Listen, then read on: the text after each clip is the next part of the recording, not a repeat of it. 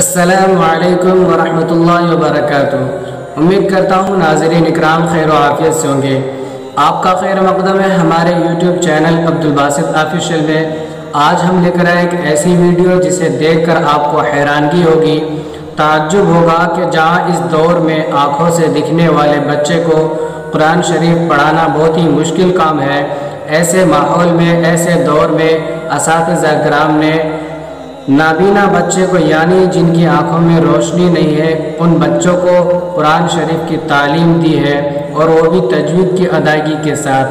تو اللہ تبارک و تعالیٰ سے ہماری دعا ہے کہ اللہ تبارک و تعالیٰ ایسے اساتذہ کرام کی محنتوں کو قبول فرمائے، اور اللہ تبارک و تعالیٰ انہیں دنیا کے لیے عبرت بنائے، اور دنیا کو ان سے سیکھنا چاہیے کہ دنیا میں محنت کے بغیر کوئی چیز ممکن نہیں ہے، کوئی کام آسان نہیں ہے۔ تو ایک بار یہ ویڈیو کو ضرور دیکھیں۔ ویڈیو دیکھنے کے بعد آپ کو یقین ہو جائے گا کہ کتنا شاندار ویڈیو ہے، کتنی اچھی تعلیم دی ہے، کتنے اچھے تجوید کے ساتھ پڑھتے ہیں۔ بسم اللہ الرحمن الرحیم۔ لن تنالوا البر حتى تنفقوا مما تحبون وما تنفقوا من شيء فإن الله به عليم۔ كل الطعام كان حلا لبني إسرائيل إلا ما حرم إسرائيل على نفسه من قبل أن تنزل التوراة قل فأتوا بالتوراة فاتلوها إن كنتم صادقين۔ فمن افترى على الله الكذب من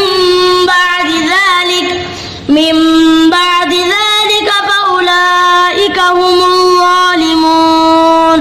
قل صدق الله فاتبعوا ملة إبراهيم حنيفا وما كان من المشركين۔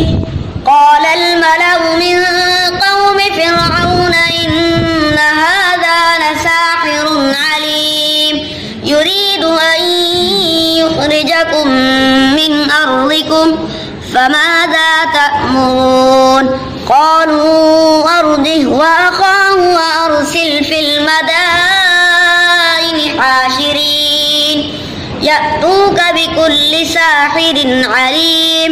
وجاء السحرة فرعون قالوا